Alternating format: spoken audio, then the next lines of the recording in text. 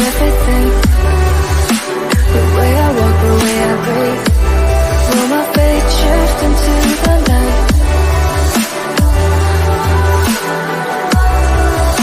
But here I am, same old thing. Thinking big, no ecstasy. Reality haunts the living mind.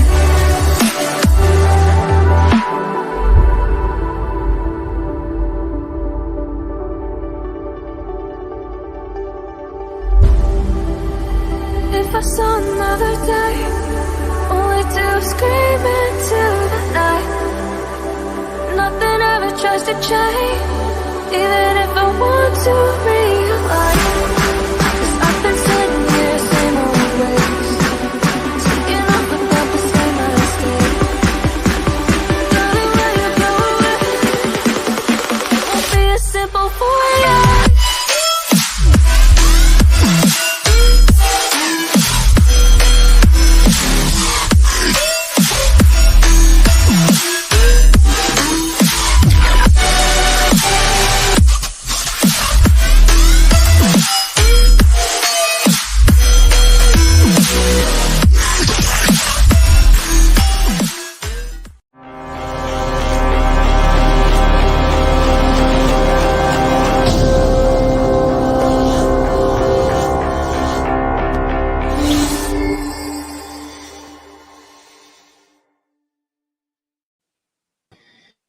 Yo, and we are back, guys. We are back. It's Old Man G here, RDS back. And again, I'm joined with the wonderful Tom the Journalist One on Twitter, who is graciously come back on the channel to give us a further transfer sale update regarding the sale, as well as a few more things. As you can see in the title, RAINE Advise Best Bidder, SHEIKH JASSIM, fourth bid. So gym update. We're going to be talking about these different things. But remember, if you're new to the channel, guys, remember to like, share, and subscribe to Red Devil Studio. Follow us on Twitter, United X, and smash the notification button. Latest Manchester United news and more. I've got a big announcement coming as well midway through the stream, but I don't want to interrupt anything. Before I actually go to Tom, who I'm going to introduce again for those who are new, I want to quickly just go through the comments quickly because we've got a lot of pre-channel comments. United Red says Qatari in. Scott Hutchins says, I still think Qatar reason is I do not think they would come this far not to get a fourth incoming. I think that the Glazers want more money from Qatar. Why would they agree with Sir Jim? Have no say. That's not what anyone has said yet. Okay, I do not mean you, by the way, to talk about media. Okay. Ferris says, and get this sale over with. And Scott Hutchins says, do you think Glazers will stay? Have no say. That's what the question should be. Is that do you think the Glazers will stay and not be in control? Well, we'll get to that question. And Adam Ugg says, sending love. Okay, so let's get straight into it. Tom, thanks again for coming on the channel. Really appreciate it. Yeah. Thanks for having me back again, G. And anybody who's watching live or post stream, always remember to like, share, subscribe to Old Man G's channel here on Red Devil Studio as always, guys. Appreciate it, buddy. So let's get straight into it. Let's get straight into it, guys. So the first part, obviously, about you were talking to me about RAINE advising what the preferred bidder was. Can you give us just a bit more information about that, Tom? In terms of what's come out, I gave a timeline of what would have happened from recent times. So just to go back into the past tense just a little bit, when we last spoke on the last stream, we spoke about the Glazer family had deliberated as a family and they had chosen their preference as a family based on the offers that were on the table, and they were more favourable to the Sir Jim offer, where Sir Jim would come in, buy out the four siblings, and would keep and retain Joel and Avram inside of the club with 20%, barring that they would have no control over the football club, and Sir Jim would gain control of the Class B shares if that deal was to be accepted and go through. That was the Glazers' preference over that time, and that was private. And it's come to the stage now where Sheikh Jassim and his Qatari delegation of the 9-2 Foundation have assessed over the weekend their options as to what they want to do, if they want to put in a fourth bid, if they want to renew their offer, pull out, retract, what their stance is. And the RAINE Group have conducted a thorough analysis of all offers, from the Sheikh Jassim Qatari offer to Sir Jim's different proposals and packages, and also to the minority offers. And the RAINE Group have proposed that they believe that the best scenario and the best outcome for what should happen within this process, given the time scale and the sort of offers that have gone in right now, given Manchester United's market value and what the financials say of Manchester United offer the firewall and private security, the RAINE Group are advising that a full sale should be pursued where possible. And those words of a full sale should be pursued where possible, at this point in time, the only serious and credible offer that is a full sale offer on the table at this moment in time is Sheikh Jassim and the Qataris. So ultimately, the RAINE Group haven't assigned and haven't publicly or privately to the Glazer family spoken in their ear and said Sheikh Jassim's who you should go with. They're saying to go with a full-out buy option where they can for the best value that they can at this moment in time. And the RAINE Group believe that the offers for a full sale, which in the case of Sheikh Jassim has been put on the table, they believe that's a creditable offer. And ultimately, the RAINE Group are going to advise the Glazer family pursue a full sale where possible. And whether that means you hold out for the price tag that you want is a family, and if you're demanding £6 billion, then you accept whoever's got the best full buyout option and then try and negotiate with them. Or, as we've said before, if you put Sir Jim on the ballot sheet, it's going to maybe pursue and maybe incline the Qataris and Sheikh Jassim to want to put in a fourth and final bid and maybe give you what you want and give you the full £6 billion and put the nail in the coffin. But from what I'm hearing anyway, RAINE Group have assessed all the offers and they say pursue a full buyout option where possible.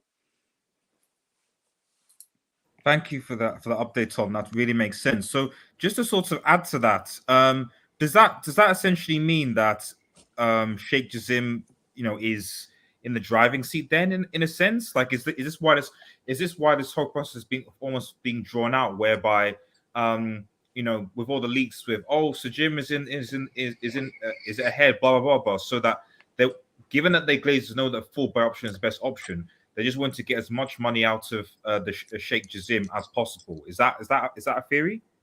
Well, you have two different sort of mindsets. You have what RAINE, who have been hired and have been advertising and marketing the sale of Manchester United.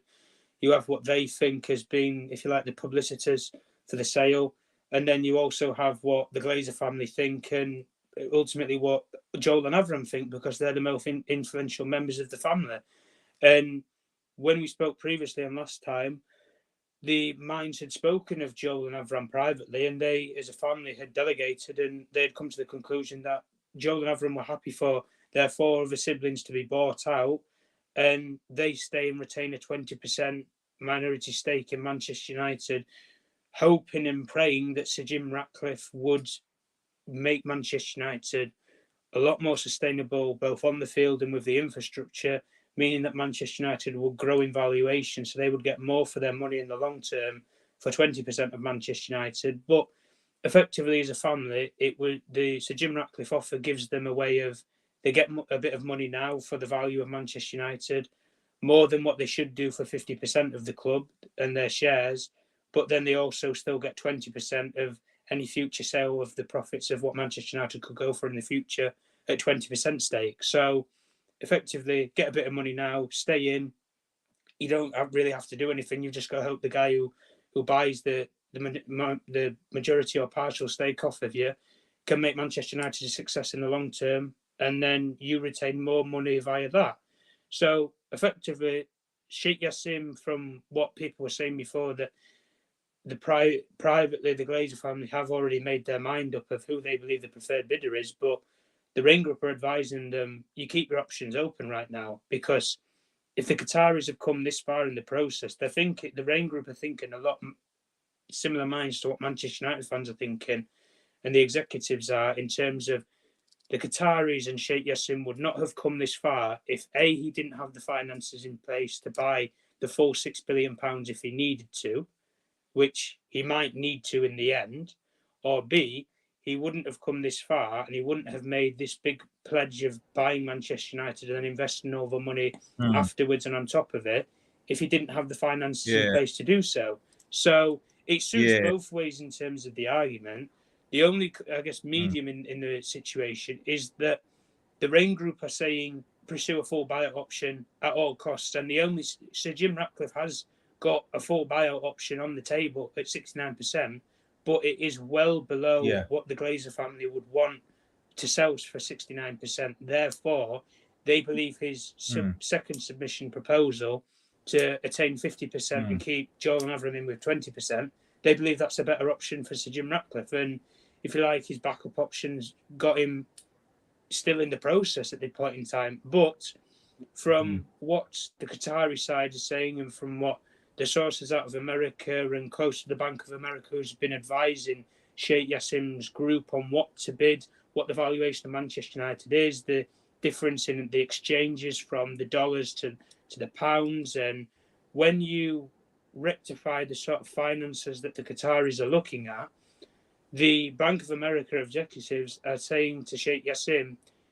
it's a big investment to make in the short term because £6 billion is a hefty fee to pay for something that you're going to have to look at as a major long-term project. And for somebody like Sheikh Jassim, who's nearing, in his start of his 40s, when you're at that sort of age, you have a long-term life goal then to succeed Manchester United as a football club commercially. Whereas somebody like a Sir Jim Ratcliffe at 70 years old, he might not be here in 20 years' time to see his growth or the fruitions of his plans or his project.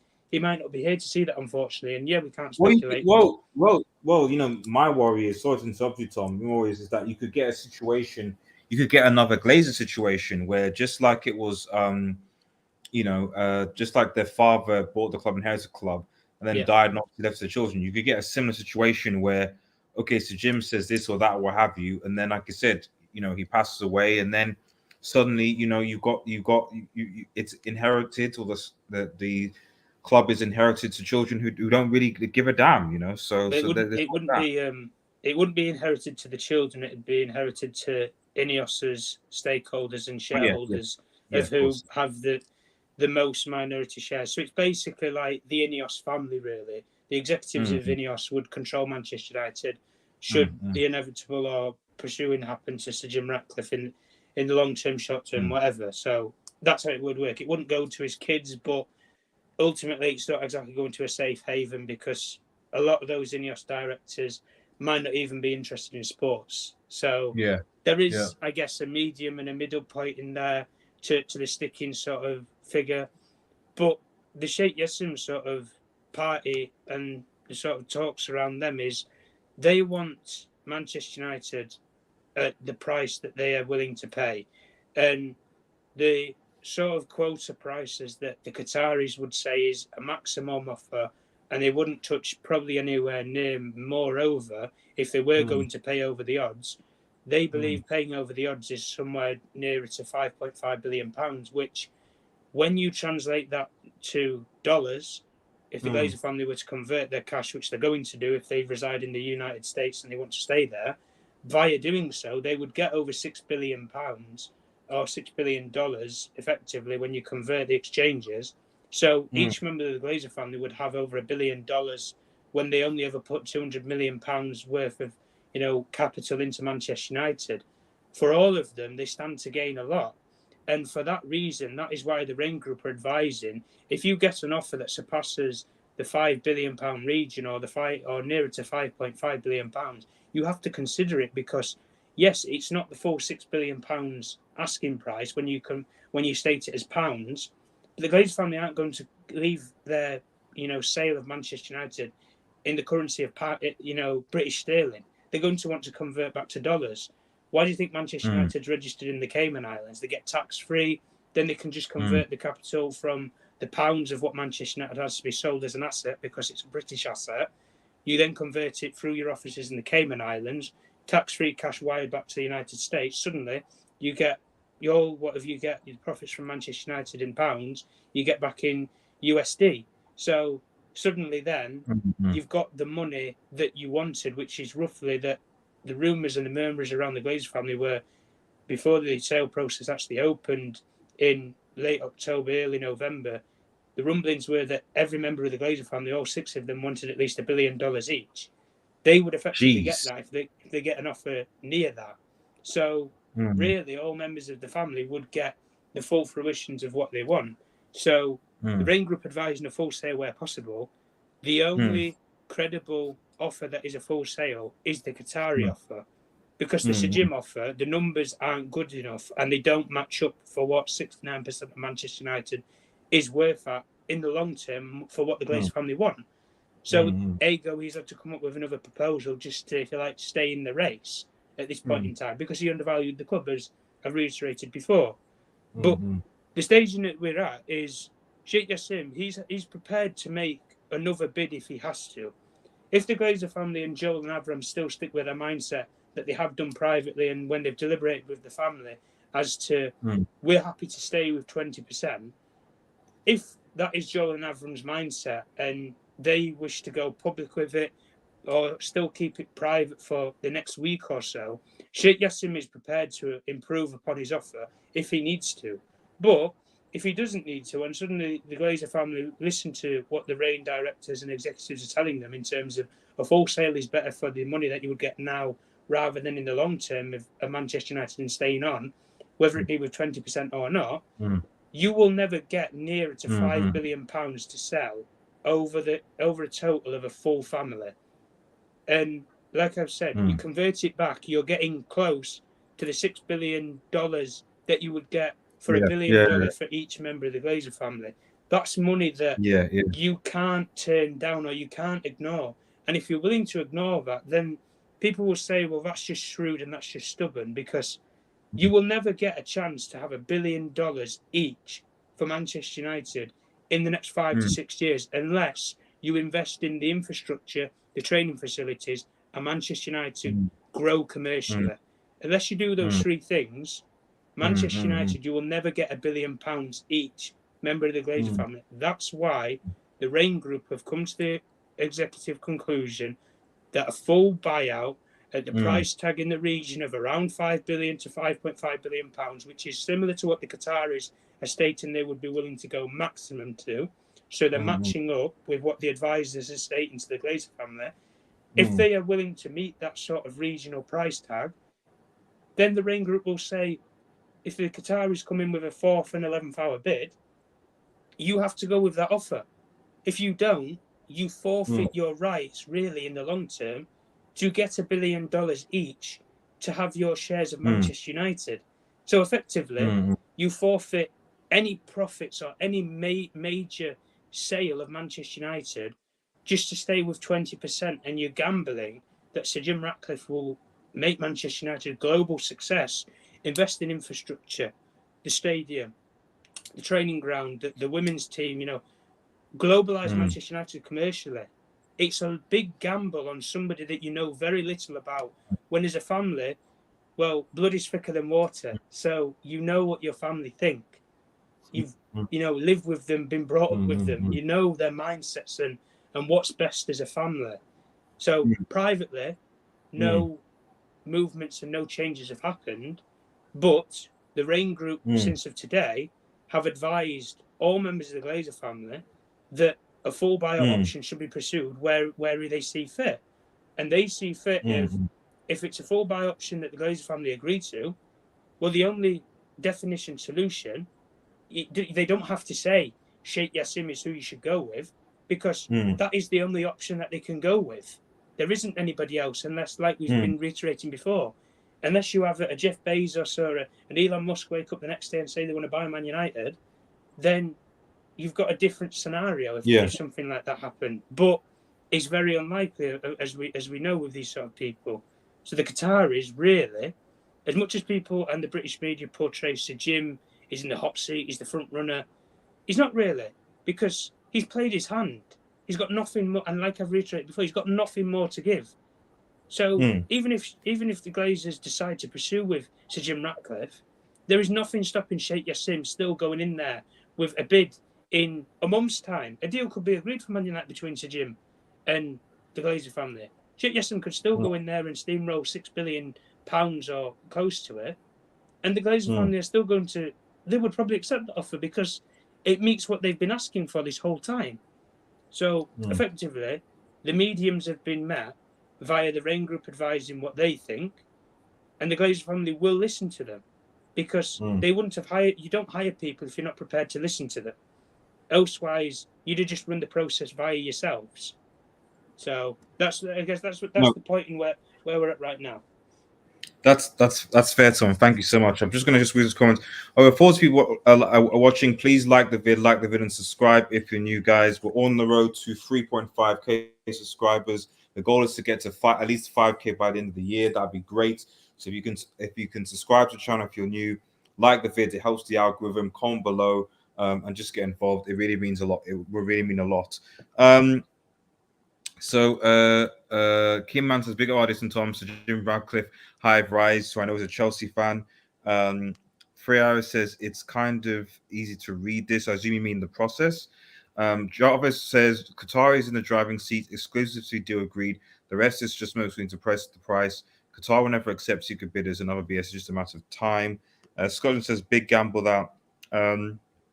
Keeman says, so Jim Radcliffe, Glazer partnership, is it Christmas already? Hopefully not. I know you'd like as a Chelsea fan, obviously. So can we take a wee moment and ban Arsenal, please? I read. Oh yeah, I mean, Arsenal. Yeah, I mean, it's they bottled it at the end of the day. They bottled it. Let's just keep it a stack. Like they, even if they even lost to Brighton and City and stuff like that. But the reality is that their form has been awful the last so games. Like they bottled it. The bottling against Liverpool, West Ham, and Southampton was just unacceptable. Those should have been at least 9 points. You lost, was it 6 points? I think from those 3 games because you bottled those games, and that would probably have still been enough. So irrespective of what happens against City or even against Brighton, who are tough teams. So champions mentality is that you can't be up 2-0. You can't be up 2-0 to West Ham and Liverpool and concede 2 goals. And you can't be getting spanked by bottom place Southampton at home. That just can't be the case, So at the end of the day, they just will not deserve champions. As simple as that. But yeah, I take the banter as well. I mean, it's second place is their trophy. You're nice to have a trophy. The only thing I'm concerned about now is City getting a treble. That's the most concerning thing right now. So that's where Arsenal completely out of my mind. Shanti says, Qatari, please save us. Yes. Keeman says, is it phase 4? Is it phase 4, phase 5 for Marvel and Believe FC? What phase is Brighton? I've got no idea what phase Brighton in right now, actually. The most important thing is if they can keep the players in De Zerbi. So let me just quickly move on, Tom, to the Sheikh Jassim kind of 4th bid and just news around that, and obviously stuff on the weekend. Is he going to bid? Is he going to not bid? It's in his best interests. Obviously the whole Qatari supposed, glazers going to a Qatari hotel or whatever. But is there anything you can shed some light about this 4th bid and how is it going to go about? Is he going to do it? That type of thing. Well, in terms of the pictures that people have seen today, where Avram Glazer was spotted in Mayfair in London at one of Sheikh Jassim, his father, HBJ, one of his father's hotels, which he has a major investment in, and he built from scratch, really, from remodernising and rebuilding a lot of the hospitality, the hotels within London. A lot of them are actually Qatari state-backed or Qatari owned. A lot of London is, like, for example, the Shard, Barclays Bank, just to name a couple, Sainsbury's. Like, there's companies that either Qatar have major investments in or they fully own or back. So in terms of Avram Glazer being stopped there, I mean, what's the alternative, really? Like, you expect Avram Glazer to stay at a Holiday Inn or a Premier Inn? Like, it's not going to happen. It's not going to happen, is it? Like, I think people can put 2 and 2 together and come up with 4, but at the end of the day, Avram Glazer being spotted at a hotel in London, which just so happens to be a Qatari-backed one. I mean, there was the rumours a couple of months ago when the Manchester United headquarters and offices had been moved to Mayfair, and a headquarters block actually in Mayfair, which a lot of Mayfair is, like I say, Qatari-backed and Qatari state-owned. So at the end of the day, people can, put numbers together and come up with solutions or outcomes, but does it really matter much? I mean, Avram Glazer spent Christmas over in Qatar, really, just off the back of the Christmas New Year. Like, is that a telltale sign? Not really, no, because the Qataris weren't even in the door then. So you can see it for what it is. In terms of Sheikh Jassim and making a fourth bid, the Bank of America are advising Sheikh Jassim on what to do with his bidding process. They've advised him and they've looked over the financials for him as to what they believe Manchester United is worth at. Now, if the Bank of America were bidding themselves or were willing to invest themselves just as a company and a bank, they would state that Manchester United maximum is valued in the region of £4 to £4.5 billion if they converted it to pounds, which is just over $5 billion. So effectively, it's $1 billion short of what the Glazer family would want per member, effectively. So the Glazer, with the Bank of America advising Sheikh Jassim via that, he knows to acquire Manchester United for what he's been advised, but also for what the Glazer family want, he has to overpay. He has to go over the odds to get Manchester United Football Club. And this is why, when I said about Sir Jim Ratcliffe, he came in and he didn't expect to have the Qataris, a sheikh from Saudi Arabia, from Qatar, Yemen, wherever. He didn't expect somebody like that being in the process. He thought he was going to have a steamroll, go straight through. Now with Sheikh Jassim here, Sheikh Jassim has the money to buy Manchester United for £6 billion. Whether it be his own money, his bank, people will say, is the Qatari state behind him and backing him? Well, look, people are always going to put two and two together and the links are going to be there. So love it or hate it. At the end of the day, if you can prove otherwise, nobody need know. That's unfortunately how it works now with state-backed football clubs or running of them. But in terms of him making a fourth bid, the news from what Qatari sources and from what people who know Sheikh Jassim on a personal level and his personal advisor, Fadi Bakos, who has been very vocal privately to a lot of sources in the US when they've been holding talks with RAINE, that he will bid what he has to bid to buy Manchester United Football Club. He's stated throughout to the many proposals and he's open to working with Manchester United Supporters Trust.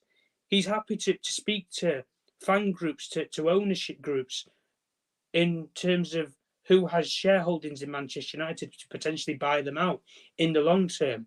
He's already got a plan for what he would do after buying Manchester United. Therefore, he's confident in buying Manchester United at whatever figure he has to, barring he doesn't believe he's getting ripped off. And he believes £6 billion is not the value that you should ever pay for anywhere near anything, whether it be a business, a football club, anything. The Qataris, as a country and as a nation, believe if you pay anything over £5 billion, then you are at best be a premium.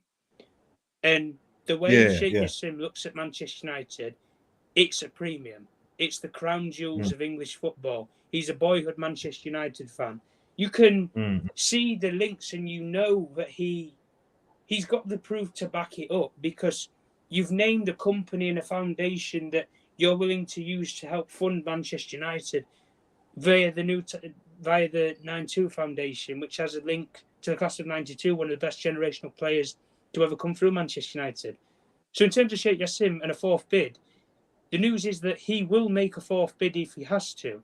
But, as they say now, the Glazer family can state privately that they want Sir Jim Ratcliffe. But these people can easily just turn around and state, oh, no, well, we've been advised now by RAINE, because we didn't have that recommendation before when we actually made his mind up. Now, upon deliberating as a family and hearing what the people in the know in terms of the RAINE group are advising us to do after looking over all the options and what they believe is best for us to do as the sellers, because we've hired them for their opinions and them there to promote and sell this football club for us. By doing so, if they suggest a full buyout option, the Glazer family should listen to them. They are very wealthy, highly skilled, educated individuals in terms of the financial world and valuing a football club and getting what you want for it. So at the end of the day, Manchester United Football Club, Sheikh Jassim knows he will have to pay over the £5 billion mark to even interest the Glazer family. The official numbers are not disclosed for any party. So when people say Sir Jim's in the front seat, he's bid more, he's valued Manchester United more, it's rubbish. And I'll say it's rubbish because an NDA agreement, you can hear little whispers around what a party plan to do, or like you know what Sir Jim's percentage is, but you'll never know what his figure is to buy Manchester United or what his bid. You won't know that 100% because it's confidential. It's legally binding. And if you break the legally binding contracts, because you're dealing with billions of pounds, you'll get sued for billions of pounds if you break the terms of the agreement. So you can't disclose numbers. So therefore, you don't know who's in the front seat or not. But you can take the wordings of what you hear, and then you can put them aside from what you're hearing from the other group, and then suddenly, well, Sir Jim Ratcliffe, all he's hoping and praying on is his proposal, because he doesn't have any more finances to give. Whereas Sheikh Jassim, if he needs to make a fourth bid, he's definitely going to do, because he's looked at it and his whole delegation look at it as to, we don't come this far to lose. And the enemy in our predecessors, of whom we are trying to buy Manchester United off, if they want to go privately and say, we're going with the other party, but they haven't got the brass neck to come out and state it publicly and say that that's what we're going with and that's what we're choosing, and you don't want to notify us, that's fine. Right, well, we can easily just snake you and we'll give you an offer that you can't refuse. And like I say, if you put £5.5 billion on the table, which means $6 billion, $1 billion each for every single one member of one of those family members, that's something that they are going to have to look at and think, oh shit, we're never going to get this again. So do we really want to stay and hope and pray and take a gamble on Sir Jim that he'll make the club a success? Or do we just take the money and go now because we know what we can get right now? Whereas we don't know what we can get in the long term by jumping on the bandwagon with Sir Jim. So at the end of the day, Sheikh Jassim will make a fourth bid if he's required to do. So if, in hindsight, Sir Jim is announced publicly as being a preferred bidder, that's fine. Sheikh Jassim is more than happy to let that play out, but he will make a fourth and final last-ditch bid. And if the Glazer family still don't want to accept the offer via then we know from that the Glazer family have ignored what RAINE have advised them to do in terms of pursue a full buyout where possible. But also we know that Sheikh Jassim has done everything in his power to bid for whatever it takes to buy Manchester United Football Club. And you can't blame somebody for not wanting to pay over the odds for something that isn't valued at that. People in modern day life, you wouldn't pay, you might pay £1 for a bottle of water nowadays. Would you pay, that's like saying, would you go into a corner shop and pay £4 for a bottle of water? Nobody would. When you can go down the high street, or you can go to your local supermarket and get a bottle of water for £1 or £1.20. You're gonna take a little bit of a walk. Like I say, there's nothing stopping, another Qatari coming out and saying they want to buy Liverpool or Spurs or wherever. Just take a bit of a walk, give it a bit of time. Right, we'll go in for another football club.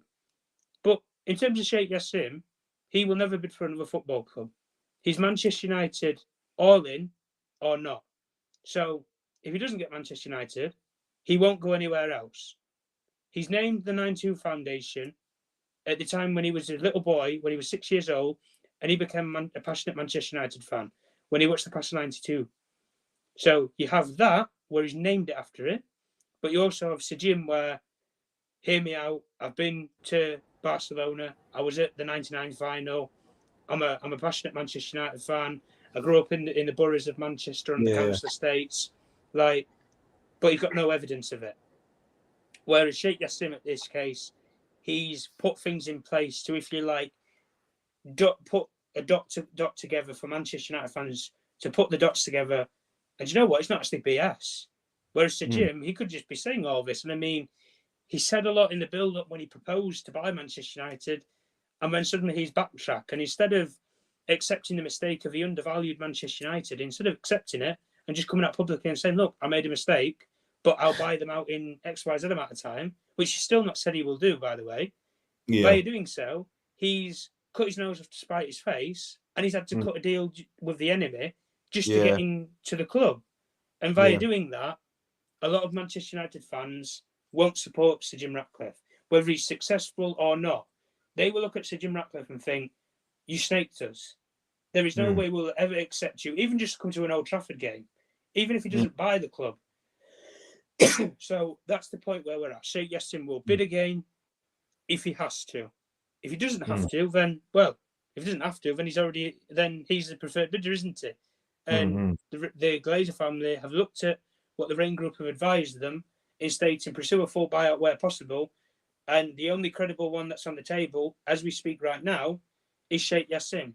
Unless somebody wants to come out of left field who's not been in the process at all this entire time, or a minority group want to go from minority to full buyout, which is still a possibility, but it's unlikely, but they could still do it. Unless a group wants to do that, then Sheikh Jassim really is just as much still in this process as Sir Jim Ratcliffe, but he's got more to give than Sir Jim has. Sir Jim is laid there naked, bare for all. He's got nothing else to give. Sheikh Jassim has more money to give in this process. Sir Jim, nothing. What you see is what you get, effectively. No, that's a very good for some of the whole thing, Tom, as to where we are. So thanks again, Tom, and thanks obviously chat for listening.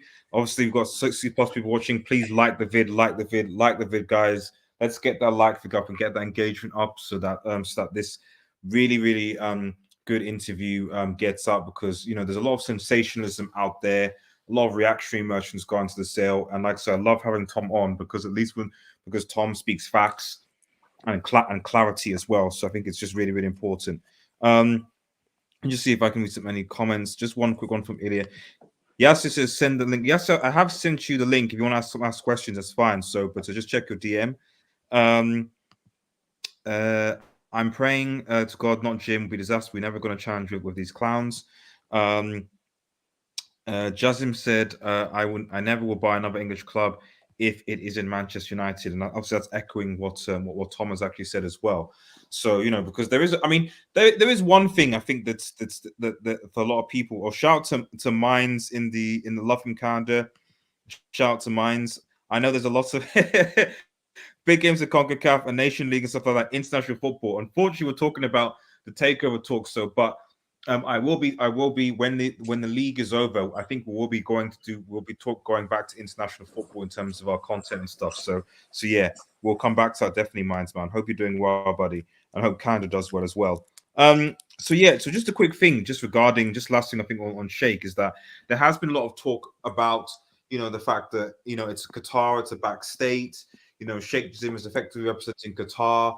It's political, all the rest of it.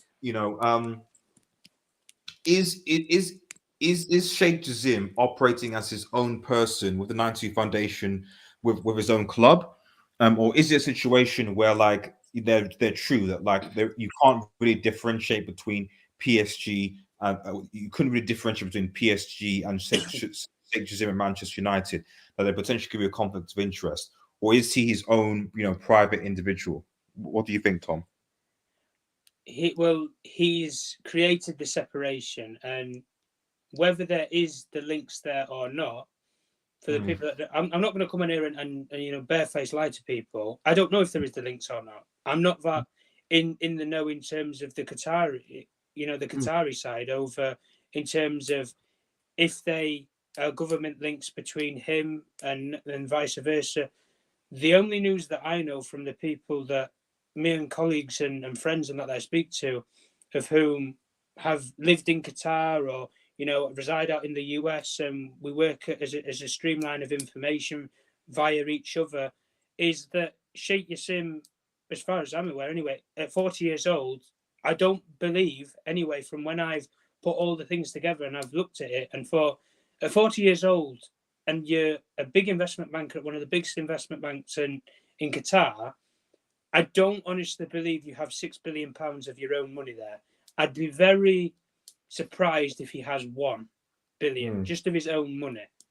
But you're in control of an investment bank. You're the chairman. So you have access to funds in the region of £6 to £10 billion there if you needed to access them.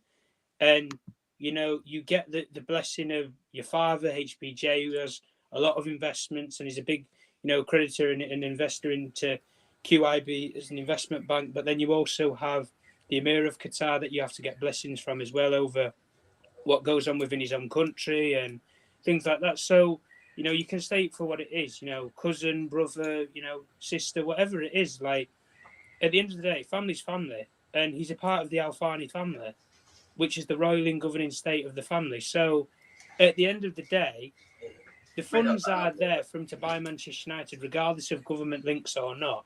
The separation has been built there because he's built the 9-2 foundation from scratch. He's built basically an offshore company. He stated he's headquartered in Qatar, and the separation will be, well, QSI, which is Qatari Sports Investments, which is an investment vehicle from Qatar, based in Qatar, owns what would be Paris Saint-Germain Football Club, and the separation is the 9-2 Foundation is a private business which operates in Qatar under the ruling of the Emir of Qatar and Sheikh Jassim bin Hamad Al Thani, which is the guy who's bidding for Manchester United right now, which is sponsored by his father, HBJ. And that goes a long way when he has the government links to, say, the United Kingdom, his father, via being the ex-Prime Minister of Qatar. So you can say for what it is, the government links can help you, but it can also hinder you. At the end of the day, the separation is there because he's going to state the 9-2 Foundation a private business and I'm a private individual. I'm going off of my own personal, what I want, essentially. I'm basically going rogue from the state and the family. It's almost as if it's a similar scenario to, I would similar it to Roman Abramovich's takeover of Chelsea, where the government links are there. He has a nationality passport to the country that there's been critiques around human rights or, you know, dirty money, as they call it, with the Russian money anyway, when it came into the Premier League. It's very similar to that. But the only difference is it's a private business that's been set up, whereas Roman Abramovich brought that as a private individual, as a Russian oligarch. So the people knew that he was, if you like, stooged up by the government into buying such as Chelsea Football Club, and he ultimately fell in love with it. Sheikh Jassim's basically doing the same thing, but the only difference is he's already fallen in love with Manchester United Football Club from a young age. So he's, if you like, been put into a dream scenario position because he can buy his boyhood football club.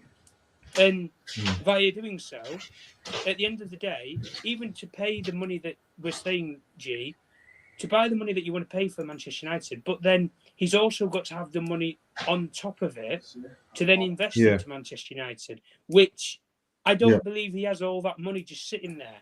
I think some of it's his, I think some of it's QIB, and I think some of it's from his father who's going to sponsor his son, because any law-abiding father, if you've got the money in place, you're going to support your family, especially your sons or daughters. So at the end of the day, you're going to give the support to your family. And ultimately, Sheikh Jassim wants to buy Manchester United.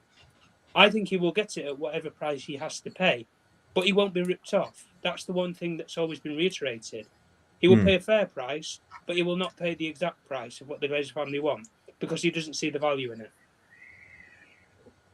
Well, thanks. Before I go to Yasser, just a quick question from Sheikh Ariane in the chat says, question, if Sheikh Jassim buys Manchester United, which sponsorship will we have? I hope Qatar Airways.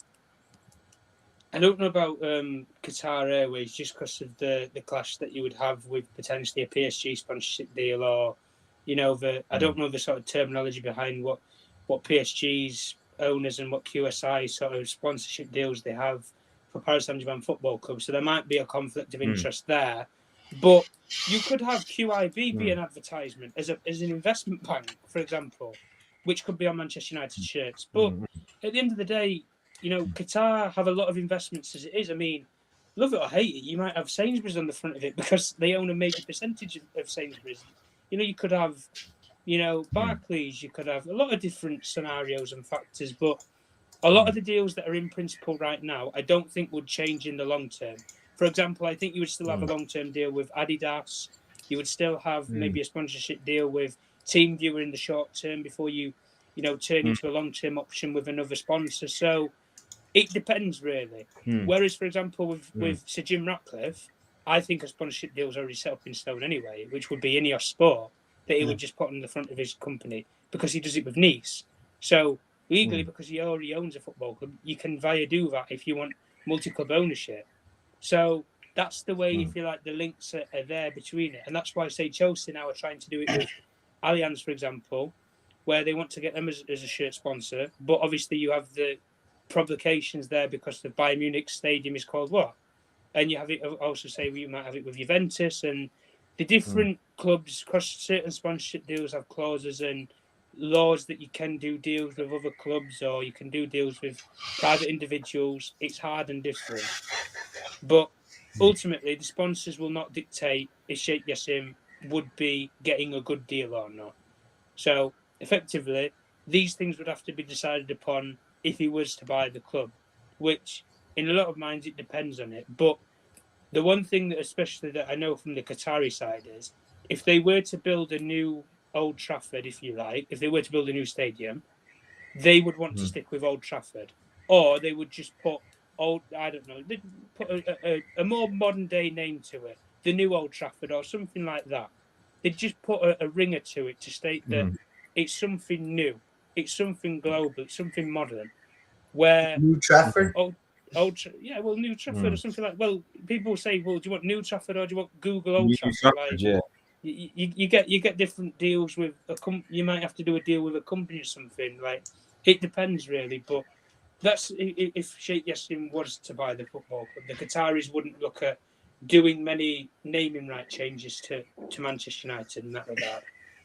Hey Tom, I know you probably did explain it, but this is a question I've had, and I apologize if you already explained this. Shout out to you, Tom, because you're big up to you, bro. So this new bid that's Sheikh Jassim that is reported to be given all this ITKs. Is there any validity in this, or is it just ITK talk or all that nonsense? Because I think I've heard a figure of 6 billion. I don't know where people got the 6 billion from. In terms of actual figures and numbers, nobody will know what an actual number is. That listen, I could come on here and say that Old Man G is going to bid $10 billion. Does it mean that he's going to do it? No. So the only thing in terms of the numbers, nobody knows the numbers. The only people that know the numbers at this stage are the bidders, the sellers in the Glazer family, and the RAINE Group executives. Legally, they're the only people that can know. So if somebody else was to know, whether it be me, you, G, whoever, legally, you can be sued because then they will state, well, where have you got that information from? It's a due process. You've signed a non-disclosure agreement.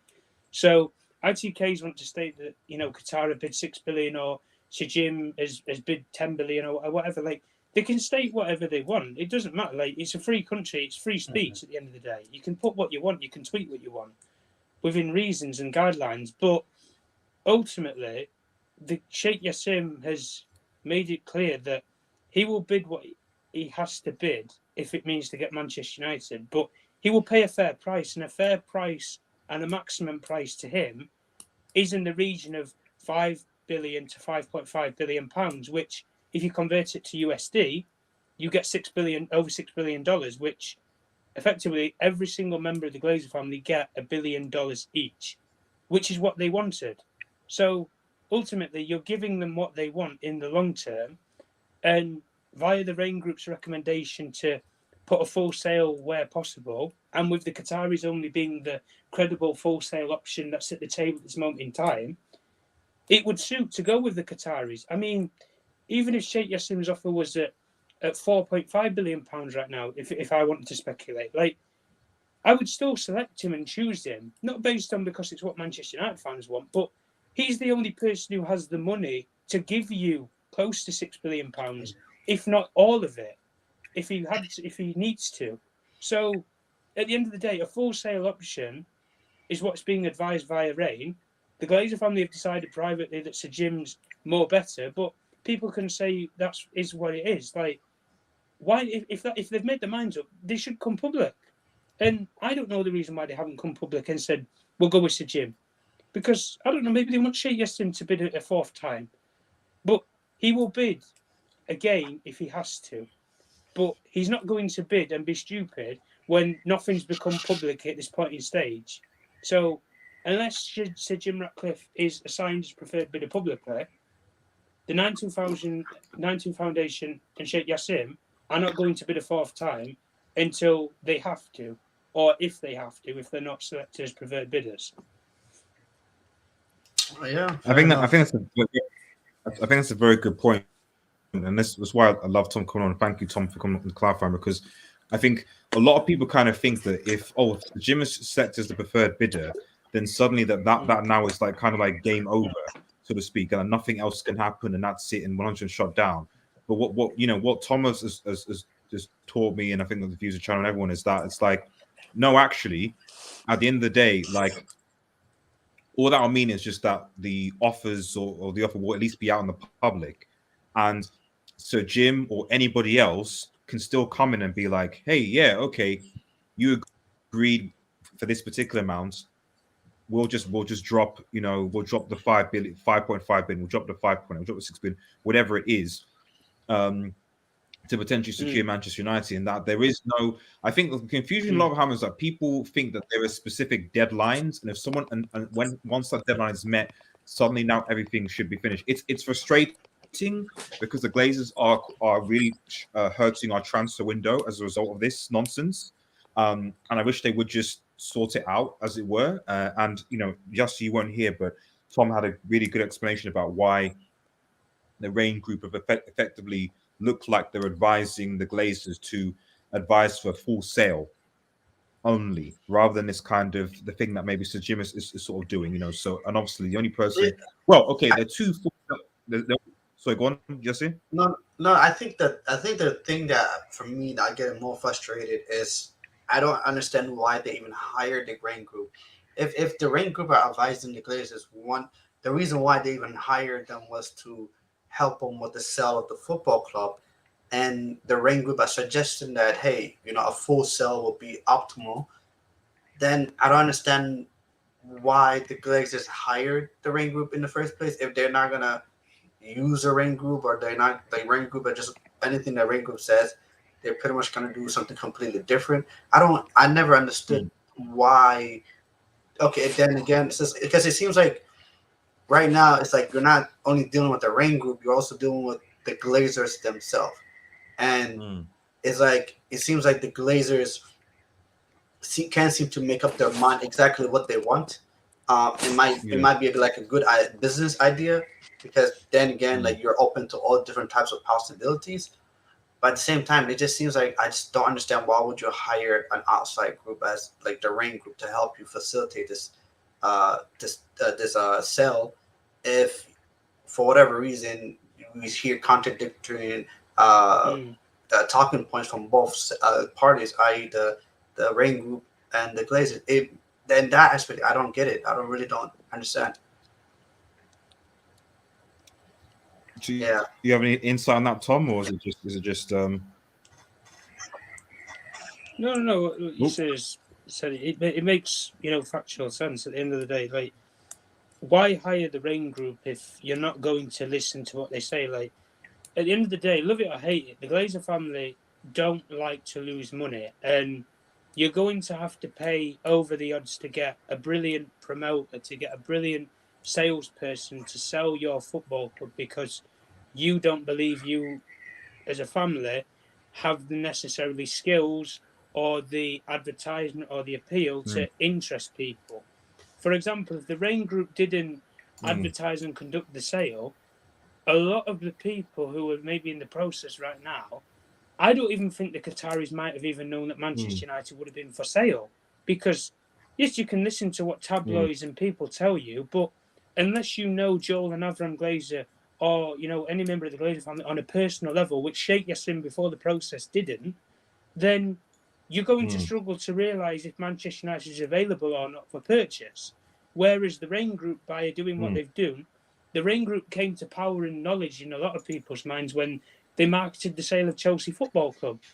And when they had a lot of those interested parties I think at one point in time they had over like 80 interested parties all over the world, globally. Like, they had a lot of interest in the US.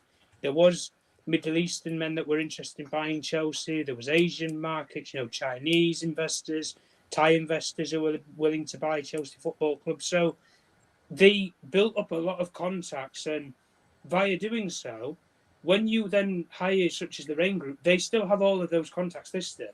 They can still contact all of those parties and say, oh, we've got another football club that's up for sale. Are you interested? It will cost you a bit extra. Oh, what's the football club? Oh, it's Manchester United. Right, we understand why you have to pay a premium, because Manchester United, globally and commercially, is bigger than Chelsea Football Club. So like Yassir says, why hire the RAINE Group if you're not willing to listen to their minds or their expertise? And their minds and expertise are that they are advising pursue a full sale where possible. And if they're advising that, the only offer that makes sense to do that right now, if they were to listen to the RAINE Group, is the Qataris. So if they don't listen to the Qataris, and Sir Jim's made preferred bidder, and then ultimately he gets the club, from what I would know anyway then, and I will come on here and I will state it, that the Glazer family have completely ignored what the RAINE Group have told them to do. So ultimately, you've helped us to advertise the club. You've got people to the table. We've found the right man for us. We're going with what we've got now. Here's your money for helping us advertise it. Here's a commission fee for whatever we get from a partial sale or a full sale. Yeah, and enjoy a nice life. That's all that they will do with the RAINE Group. They're not going to invite them over for Thanksgiving, or we'll have a cheeky beer or whatever. We'll have a cup of tea. Like it'll be all great and fine. Like, it's not going to happen. So at the end of the day, the Glazer family look at it from the point and perspective of, privately they can make their minds up whatever, but making your mind up privately and then coming out publicly is different. When you make something public, there's no going back. You can't retract it, because as soon as they assign a preferred bidder, somebody's going to know.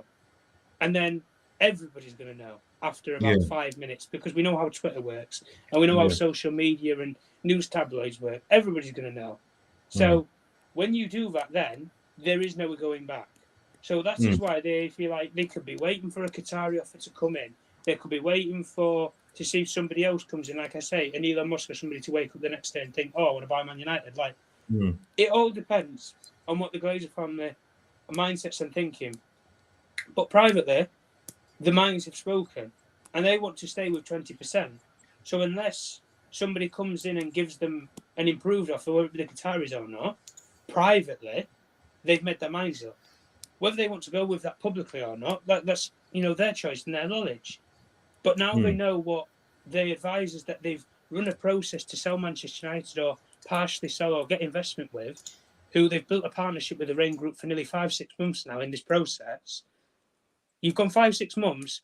They've actually given you what they think is best to do, which is pursue a full sale where possible. If you don't listen to them, you don't have to, because you're in control. You're the owners at the end of the day.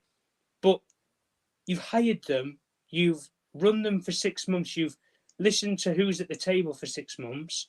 You've gone back and forth with them. Basically, worked a partnership with them for 6 months, and then you don't want to listen to what they've got to say, or you don't want to follow the advice, because any personal advisor that they listen to, because the Glazer family's personal lawyers and advisors, in being the Rothschilds, for example, they will still state to the Glazer family, if they want to speak to the people that they know personally, who they've worked with for years, the Rothschilds will still state to the Glazer family, you take a full buyout option now. Because if you don't, you won't get anywhere near £1 billion, $1 billion when you convert it, each for Manchester United in the next, unless you want to stay in for the next 5 to 10 years, then you might get that. But you're gambling. Whereas you know what you can get here and now. Whereas you don't know what the future lies, because you could wake up tomorrow, walk outside your front door, go onto the roadside path, you could get run over by a double-decker bus. It can happen. So at the end of the day, take what you know. And what you know right now is what's on the table and what the money is there. Thanks, Tom. Quick question. So I think that's one says, but just before I go to Yassir, there's a quick question. Chat says, another question was the private Saudi interest tune in February. Was there any truth to that?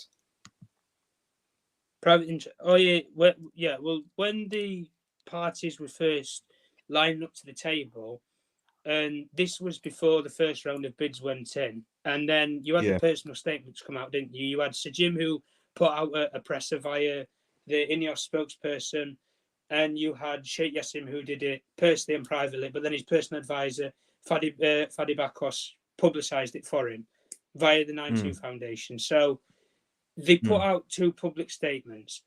There's right. How can I put it? There's two different things. There's interest, and then there's concrete interest. You can be interested in something but not pursue it. For example, I could come in here and say that I'm interested in buying Manchester United Football Club. Does it mean I'm going to pursue it? No, it doesn't. So the same thing with Chelsea. You had 80 parties that contacted the RAINE Group and stated that they were interested. They looked at, then when you state that you're interested, you get to look over the books, the finances. You get to value the club for what it is worth off of what the finances state. Via doing so, a lot of, I would say anyway, US investors were put off. US investors look at things from capital, and they look at it and think, if we don't get a good deal, I can't make a profit in the long term. It's of no use to us at all. That is one of the main. Like, you don't have a US investor who is in the race to buy Manchester United right now, because £6 billion, you can't make a profit in the short term. You can't. It's impossible to make a profit. You have to look at this as a long-term project and investment. And for a lot of investors, £6 billion is a lot of money to part company with.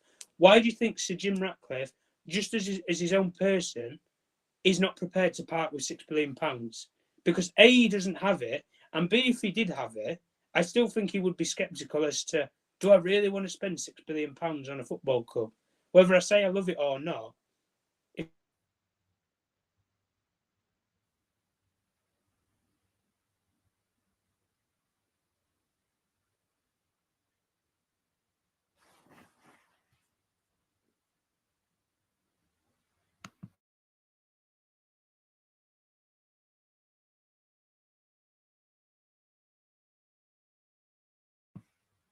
Oh, so do we cut out there a bit?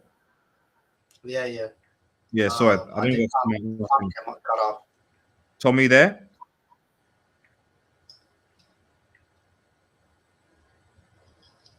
Was it me? I'm not sure. Okay. I'll just quickly. Okay, well, wait to Tom. I think Tom might have just been cut out a bit. Yassir, do you have any obviously thoughts on just what Tom has just said? Yeah, bro. I mean, I think hopefully people around the world can really see just how Glazers conduct things.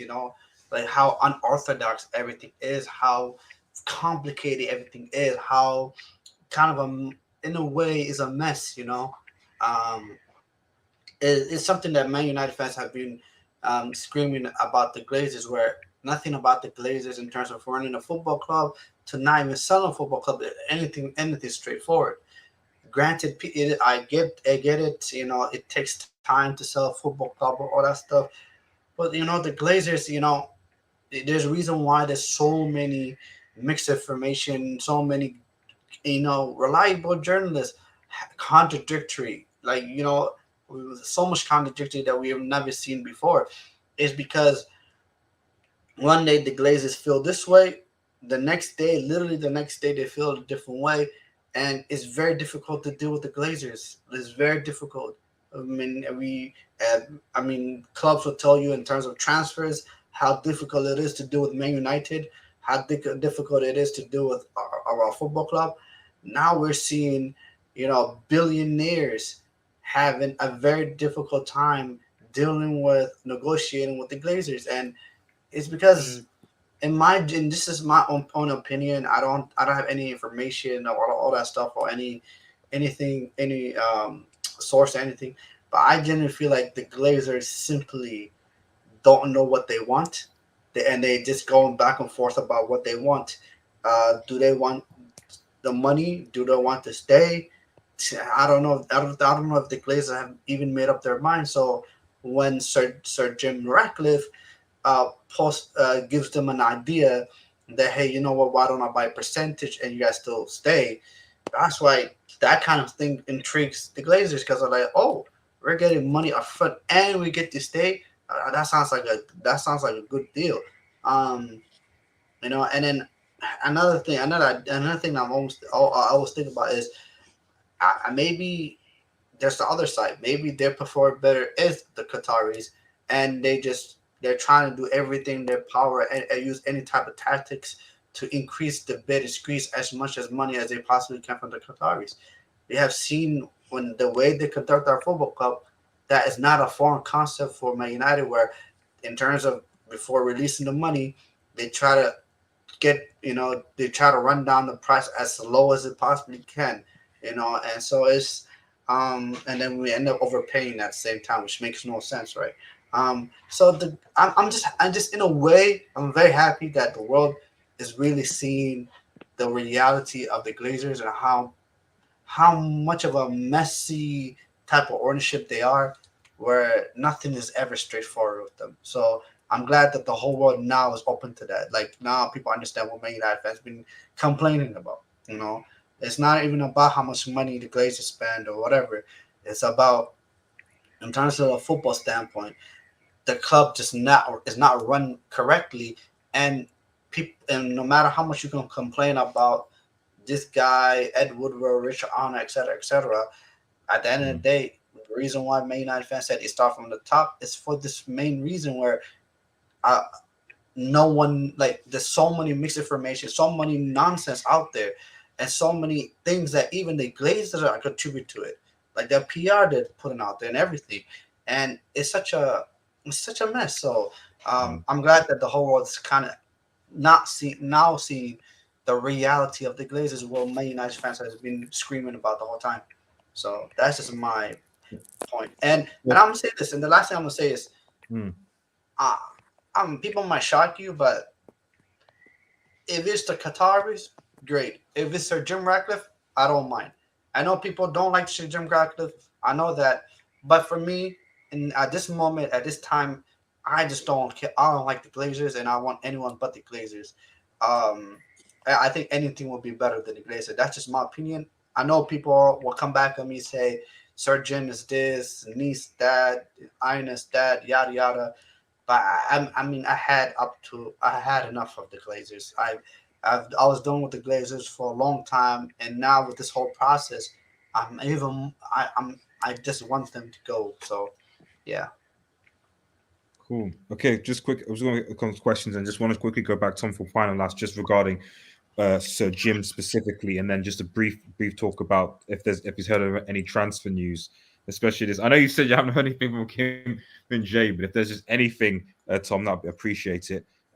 So P&P says, also obviously 70 people watching. Please like the video and subscribe to the channel if you're new. It goes a long way, so please like the video. It helps the algorithm. P&P says all MMFC Spanish social media outlets should unite and push for Qatar. It'd reach out to millions and be a powerful move. Interesting. The problem is that not everyone on social media wants the Qataris, and there's a big divide actually. Lincoln Johnson says Qatar will win this deal. The Glazers should know we want Qatar. Sheikh Aram says, and I think this seems to be going around Twitter, but again, don't trust sources, saying I've spoken to the Qatar delegation about upping his offer to $6 billion. I mean, I'm looking at Twitter now. It looks like is it coming from Saudi Sports? I don't know where it's coming from. But, I don't know what's reliable anymore. Yeah, I don't see any in like if I see Ornstein or Fabrizio, then fine. So, but I don't see any of those guys. They've been quite silent. Same thing with this situation. I'm at the point where I don't trust anyone, not even Ornstein or Fabrizio. I don't trust anyone at this point. Because with all the information I'm hearing from top journalists, bro, I don't know what to believe, man. Yeah, no, that's I'm gonna be honest. Fair. Ilya says, when you have ex-Brexit bankers ruining your club, what do you expect? Scott Johnson is back. Shout to Scott and says, I hope Glazers sell to Qatar so we don't have to talk about the Glazers anymore. I think I speak for United on that, and that's fair. It gets a bit tired about it. And RSV says, once we get Qatars, we are finally out of our prison. It's like we've spent 18 years in prison. So just finally, Tom, just regarding Sir Jim Ratcliffe, because obviously there's a bit about his bid and where he's at and what's going on. Can you just give me a bit of an update regarding the Sir Jim camp? No, in terms of Sir Jim Ratcliffe, he's very confident in terms of the proposal that he's put forward. You look at it from Sheikh Jassim's point of view, he's confident, and you hear that he's confident because he knows he has money to buy Manchester United for £6 billion if he had to. But he's not going to because he doesn't want to be ripped off. So Jim Ratcliffe is confident because he's put a proposal in place that gives the Glazers two things. Some cash on the side, as Yasir has already said. You will probably put 2.5, maybe closer to £2.8 billion on the table right now to buy out the other 4 siblings. And then you would still have Joel and Avram retain a 20% stake. But in terms of the Glazer family accepting that proposal, they would have to cede control to Sir Jim, and they would have to hope that he makes Manchester United a success. They would have to hope he invests in the infrastructure, the training facilities, men's, women's team. Like women's football's on the rise now. You have to invest in all aspects of your teams, let alone the men's team, women's team, even youth teams now. Like youth FA Cup finals are getting global sort of headlines and news in tabloids and stuff. It's happening. So football is globalising in different ways and it's going diverse. Sir Jim Ratcliffe knows this, but the problem is with Sir Jim, because he undervalued what Manchester United was worth at 69%, he then doesn't have the necessary funds in place to buy 69% of what Manchester United is worth because he undervalued it. Therefore, he doesn't have the figures in place as soon as he buys Manchester United to invest in a new stadium, to potentially invest a hefty amount in all areas of the different teams. So, from Sir Jim Ratcliffe's point of view, he's confident that he's put a proposal in place that satisfies the Glazer family on 2 separate levels. You get cash here and now, but you also get to stay with 20% because I don't have the full figures to buy you out. And then via doing so, I'm giving you 2 of the most important things that you would want, but also I get my foot in the door as well. But if he doesn't get his foot fully in the door, because as I say right now, he's confident in his proposal because he's got to be.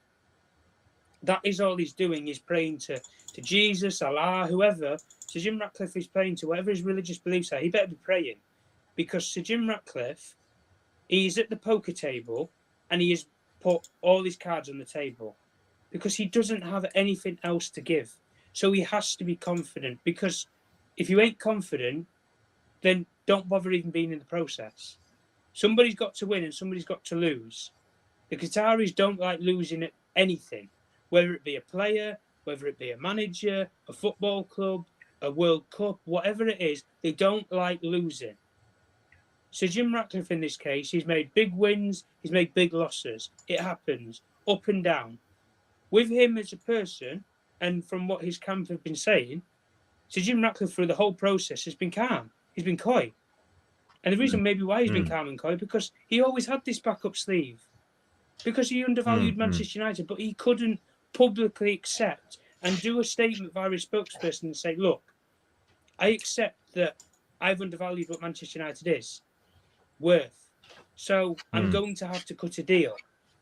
But I pledged to buy them out to, if you like, remorse for the fans to still keep some of them on his side.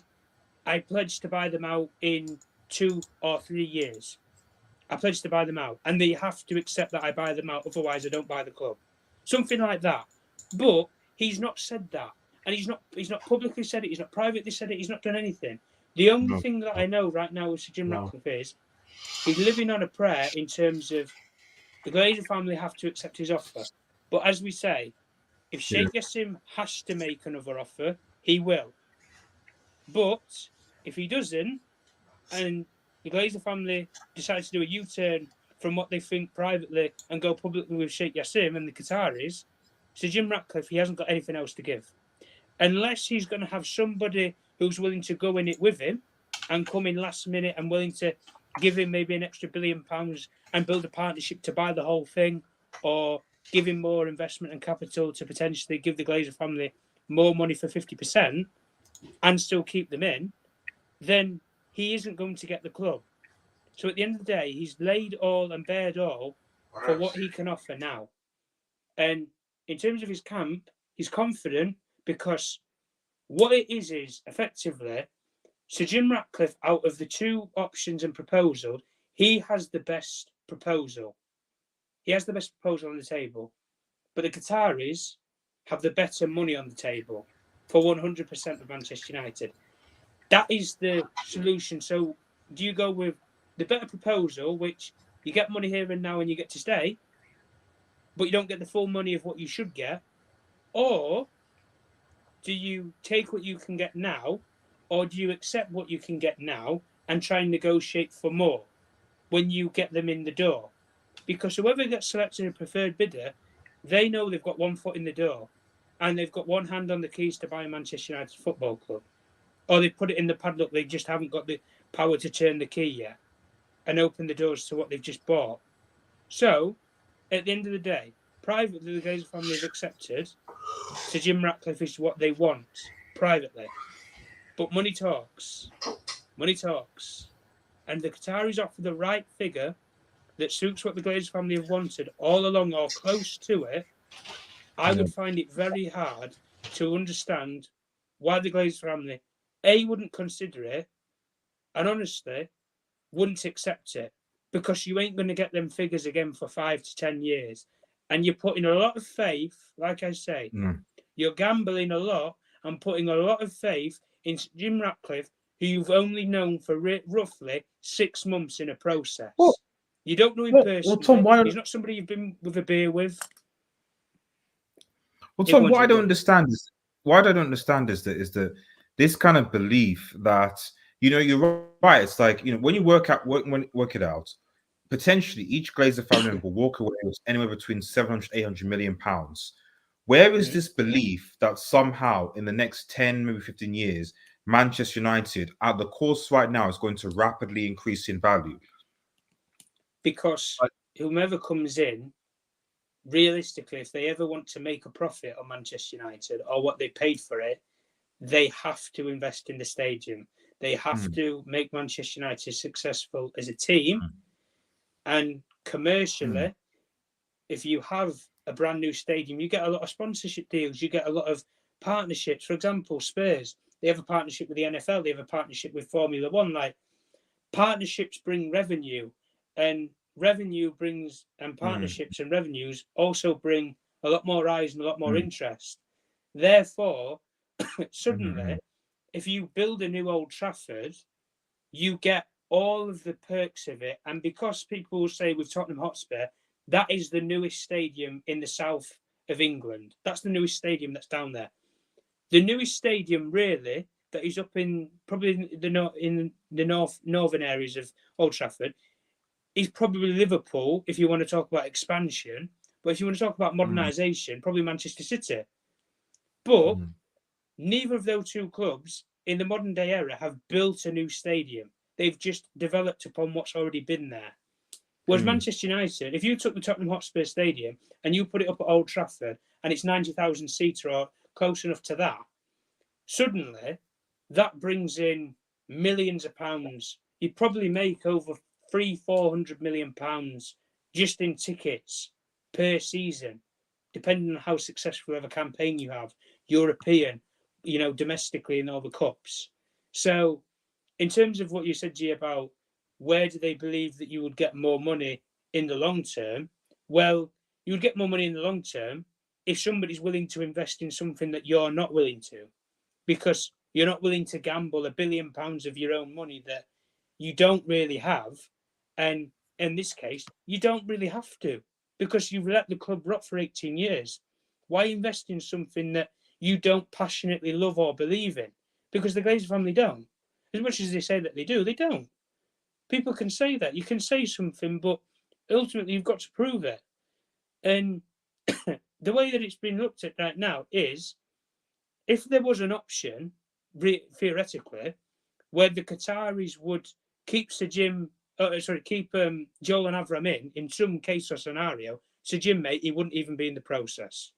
He would not even be in the process. Because if Sheikh Jassim would keep them in, whether it be in 2, 3 years, 2 weeks, or whatever, if he'd keep them in for a couple of years, enough time for a new stadium to be built, enough time for Manchester United to grow commercially, because they know the Qataris would invest in Manchester United, because they have the finances behind them to do so, then it's a win-win. You've got somebody who can invest big bucks, ergo, you get more value for the 20% of what you own. Therefore, suddenly, selling 20% of Manchester United from what you would have got for maybe for 20% now, you might get close to £1 billion, 1.5 billion pounds. You might get closer to 3 billion. You might even double your money of your 20% for what you could get. You don't know, but it depends on the sort of deals and what project and plan a new ownership group would go with, whether they want to build a new stadium, redevelop, or what, and how successful all of the teams are, not just the men's team. Because women's football, as they say, a lot more money is going to be pumped into that into the next couple of years. Youth tournaments, for example, like FIFA's on about doing a under 20, I think it's an under 21s or an under 18s youth international tournament, similar to what they're going to do with the FIFA. They're always doing tournaments, aren't they? Yeah, like similar to what they're going to do with the men's FIFA club tournament, for example, that they're setting up in a couple of years' time. So football's always going to grow and modernise, and for businessmen, which the Glazer family are, that just springs dollar signs, because modernisation and new tournaments means more money, means more competitiveness. And if they had it their way, and the Super League was still a possibility in the modern day era now for English clubs, they would be in it.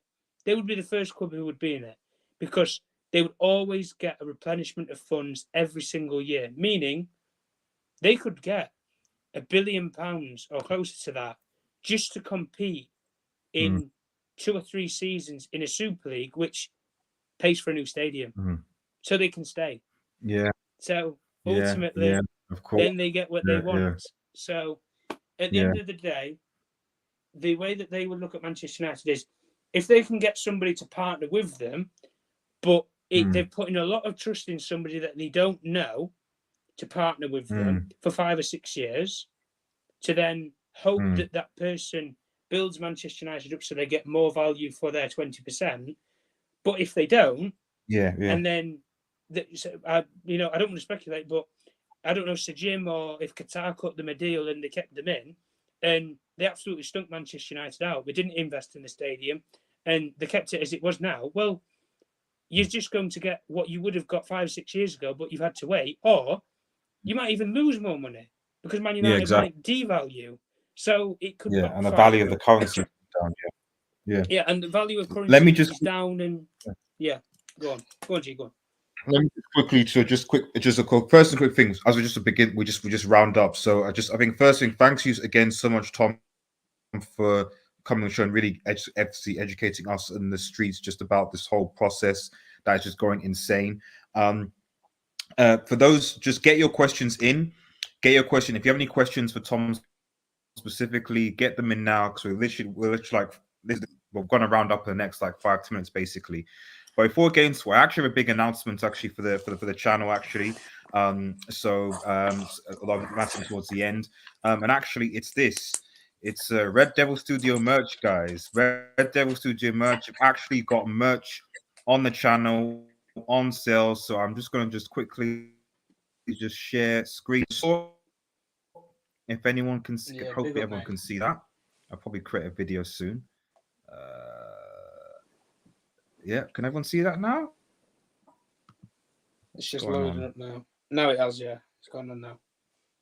Is it presented? There it has. Awesome. Okay, sorry, my computer's being so bad. It's not funny.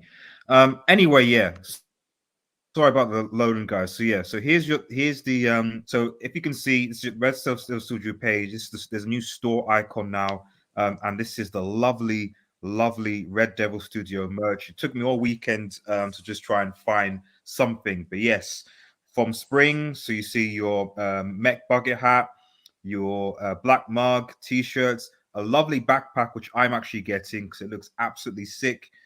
Slides, iPhone case, hoodies, further cups, flasks, all the rest of it, guys. So if you are interested in buying some and supporting the channel, because this all goes back into the channel, consider getting some RDS Red Devil Studio merch.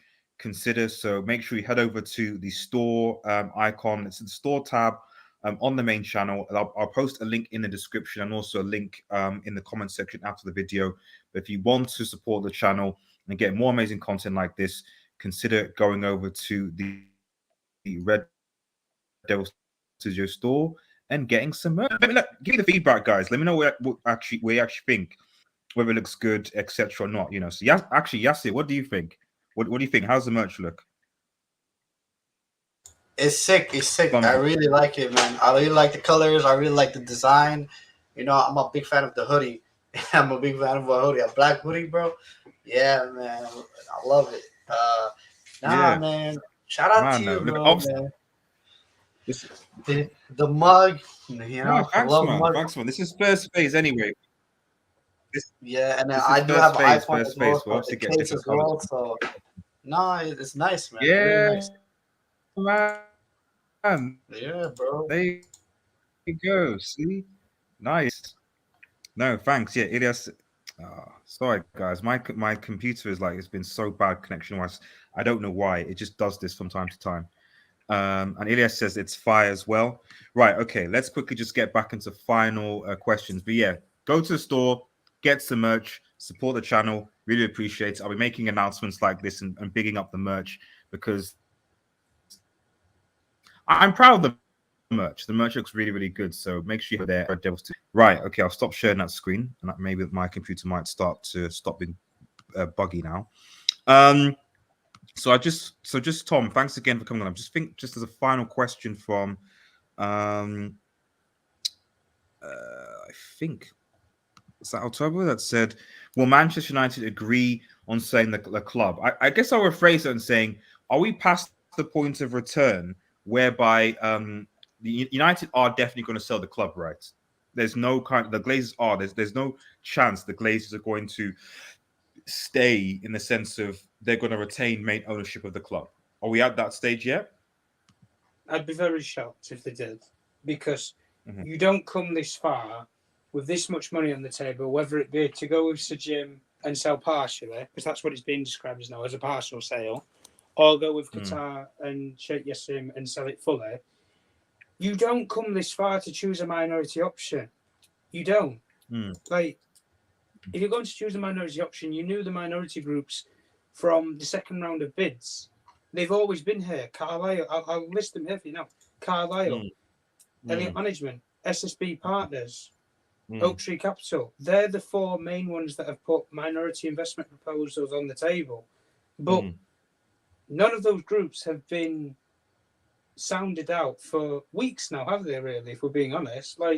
They've pretty much gone into the abyss and gone into the dark. And the reason for that is because the Glazer family are prioritising selling either a massive portion of their shares, which is 50% to Sir Jim, or selling all of it to the Qataris and Sheikh Jassim.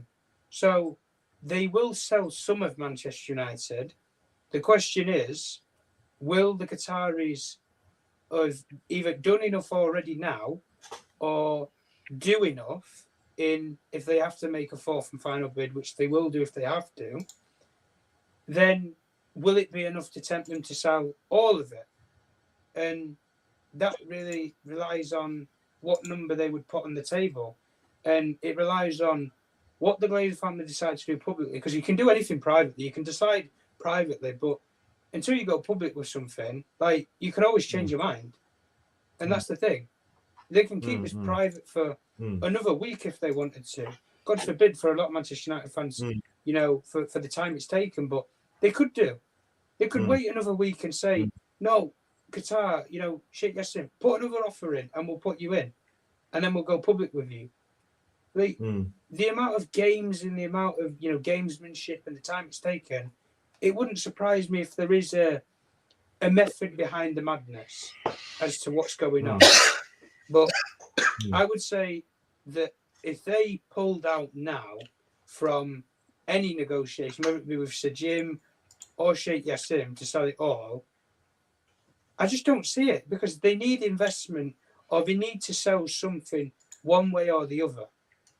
So they either sell now and get the money that they get for either 50% or the full 69% for what Sheikh Jassim will offer them, or you will lose a lot more money in the long term, which it doesn't suit them to lose money in the long term when they don't even have the money to invest in the short term to then maintain that they will still get a value in the long term. So it doesn't make sense not to sell.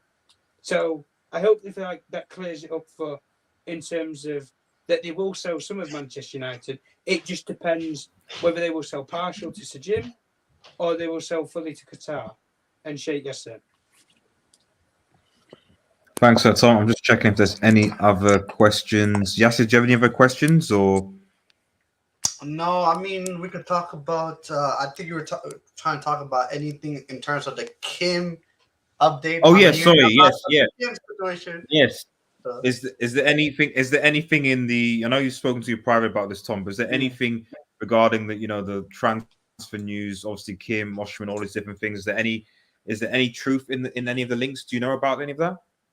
No, well, there's been the rumours again, like, for example, there's been the rumours about Adrian Rabiot over the last couple of days. There's been Kim and Jay, you know. There'll be these rumours and links. Man United always get linked to players, you know. Agents, they use Manchester United to get their clients and get their players a better deal because they know, you suddenly link a player to Man United, suddenly they become global on the transfer market because that's how big Manchester United are. It's the same for an agent, for example, who you could have maybe the best player in the Championship, for example. If you link him to Manchester United Football Club, suddenly that player becomes known to every single Premier League club. And that suddenly happens to a lot of players within Europe. So the Rabiot rumours today around that Manchester United are looking at a deal for Adrian Rabiot, as far as I'm aware, Erik ten Hag likes Adrian Rabiot, but he's not his preferred option. He wants a permanent transfer for the long term for that position to be a ball carrier in his team. Kim Min-jae, again, is a target for Erik ten Hag and his staff that they have looked at and they said, Kim Min-jae is a brilliant player. And if we can get him for the figure for his release clause figure, even if we pay them a little bit extra to make sure that they sell to us and nobody else, via doing so, Manchester United would sign Kim Min-jae if they could right now, if the funds were in place, but they're not, because they don't know where the source of income's coming from. Qatar, Sajim, or a minority investment group, they don't know. This is the problem. You can plan and you can have plans in place, but you don't have the funds in place to know how much you can spend on Kim Min-jae, how much you can spend on the midfielder, on the striker. So this talk around Kim Min-jae, as far as I'm aware, he's been contacted and his agents are in contact with Manchester United along with other clubs. Liverpool are in contact with his agents. PSG are in contact with his agents. So there is other clubs that are in contact with his agents.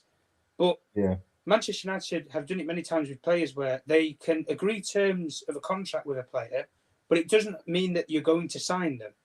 So effectively, Manchester United could have Kim Min-jae's wages, agent fees, you know, salary agreed upon privately, but if they don't get the source of funds in the first 3 weeks of July,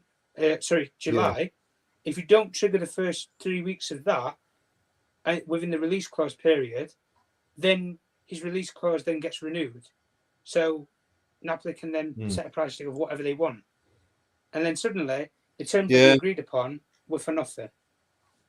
So the rumours are, if you like, the rumours are that they're in contact with his agents for Kim Min-jae, but there's nothing agreed in terms of wages, fees, or anything like that. They're just looking at the situation and say, Kim and Jay's a target. We want to keep intermediaries open if we want to go and do a deal with you.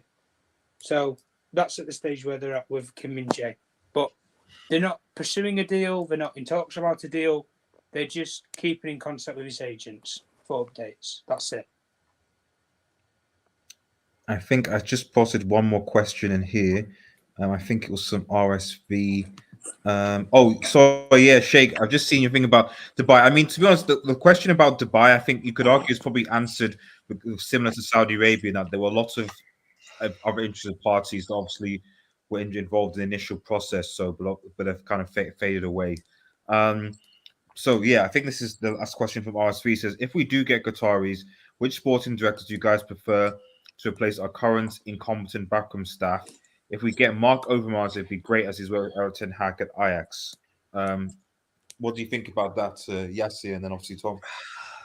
I mean, ideally, Overmars will be perfect, but wasn't he the reason why he left Ajax in the first place? Because it was like a massive scandal that he had with one of the women that was working at Ajax or some other club. I don't remember. So I mean, we got to be careful because we also have the whole Mason Greenwood situation, and to hire Mark Overmars, when he's literally, that's the reason why he lost his job at Ajax. No matter how well he is at doing his job, I don't know, man. It's for me. I've said it before, and I'll say it again. For me, the best signing that Man United can do this summer is hire Michael Edwards. I don't know if we can persuade him because he was at Liverpool. But for me, I think Man United, if Man United is serious, he will be the perfect person to come in. Not only does he know the league, not only does he know he come with an amazing nuance of how to run a football club. Like he will be phenomenal. I generally believe. I think Chelsea tried, and they tried their best to get Michael Edwards. For whatever reason, he didn't want to come and join. I think he's a gem, and I don't know what club he's gonna go to next, but whoever club he goes to, man, they're gonna prosper, man. He is a diamond. He's a diamond of a personality, diamond of a person. So I understand a lot of United fans will not be happy to hear Michael Edwards or anything like that. But just because he was at Liverpool, he had success with Liverpool. I mean, if he's good, he's good.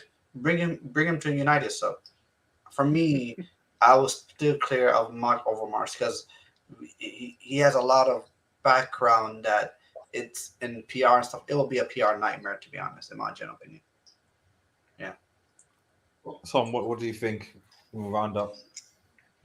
Well, in terms of what you just said about Michael Edwards, I think it's interesting because not only do you get his expertise and you get the knowledge and the know-how how to properly operate the football side of the football club, but also you then get an insight into how your rivals have conducted themselves and that they've done business, and you then know, for example, Liverpool's tactics as to how they negotiate deals maybe a lot quicker than Manchester United have over the years. Like, you don't only just buy the knowledge as to what you can bring to Manchester United, you also buy what your rivals think. So really you're getting two,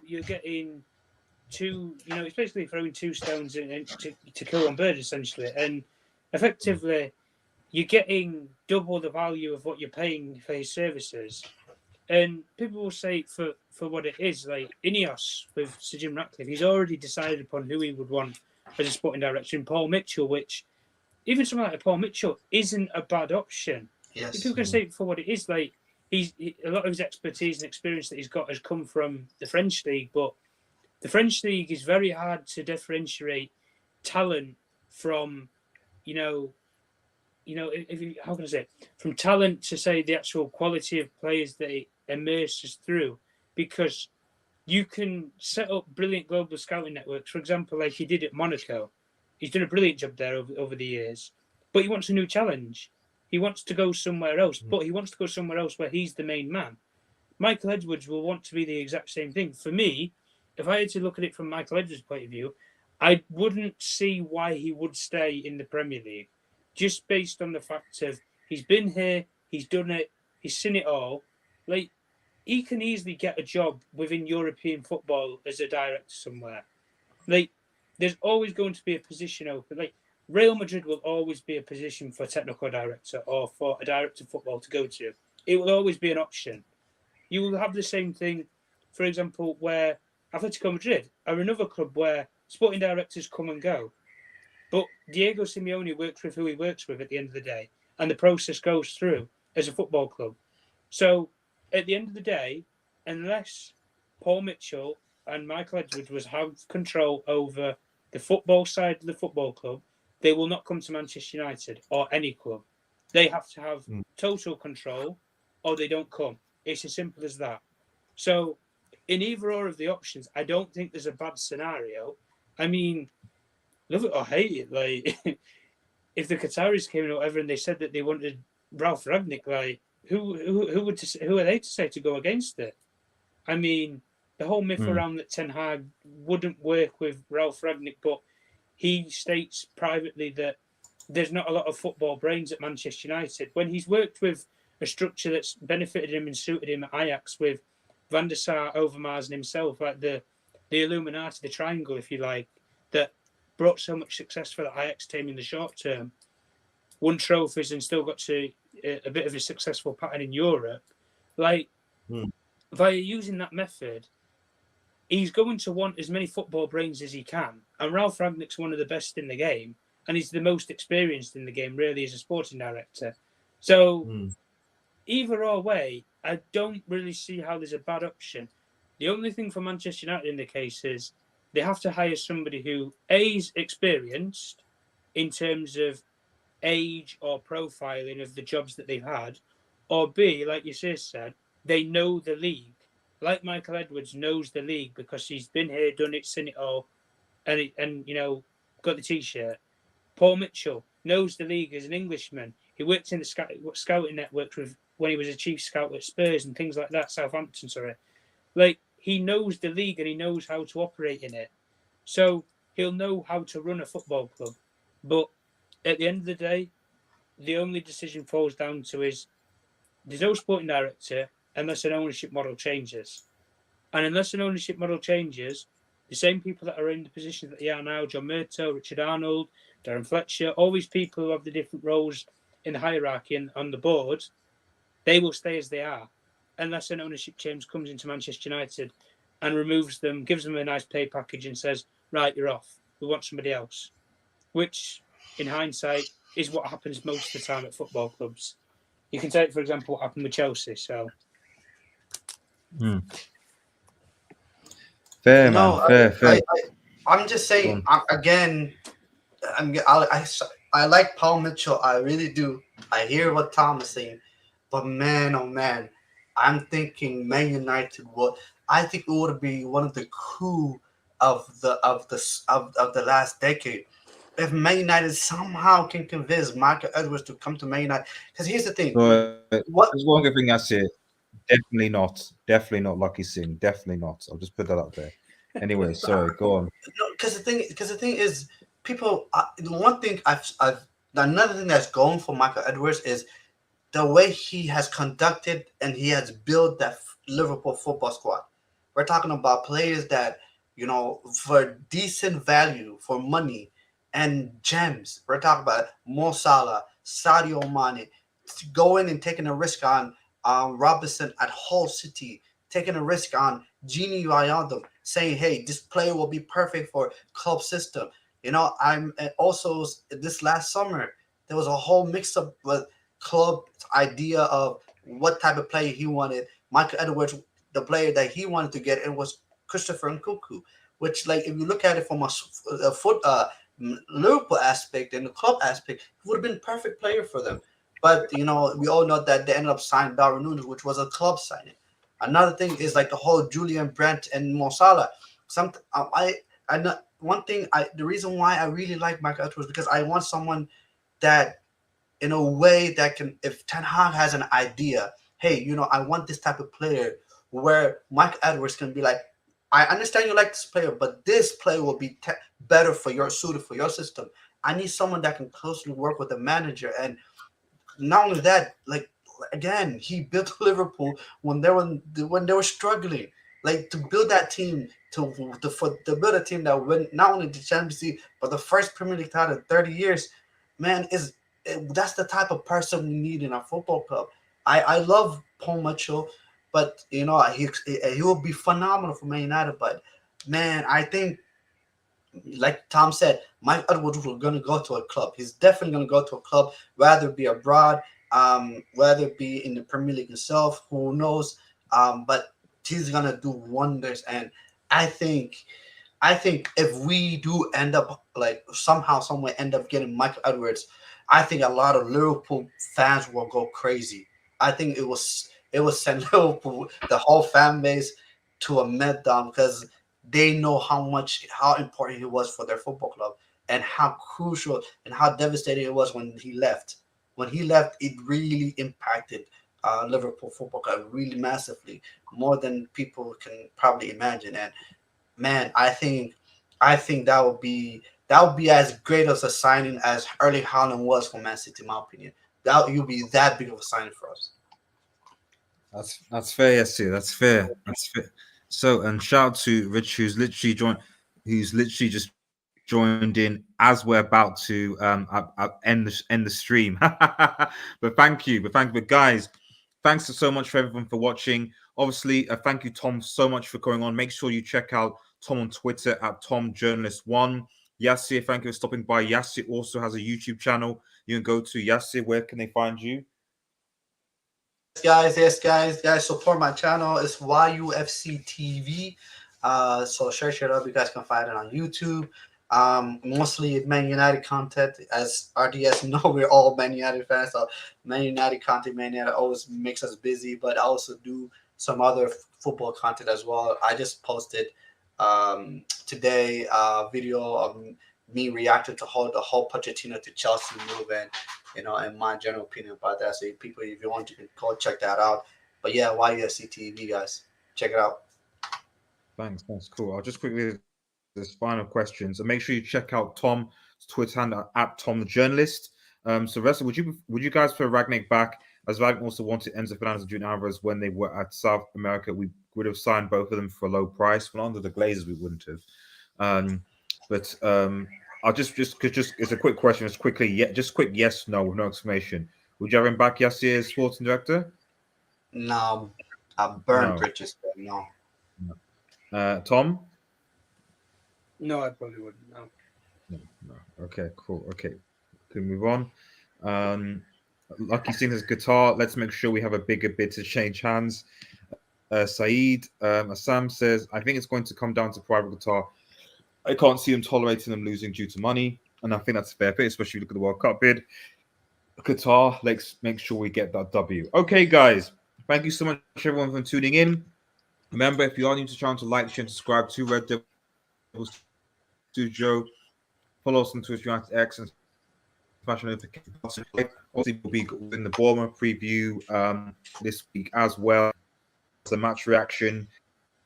Make sure you guys head over to the store as well. If you want to get some of that lovely Red Devil Studio merch, head over to the channel page, go to the store icon, and get you some merch. Have a nice day, everyone. Take care, everybody, and cheers. Peace.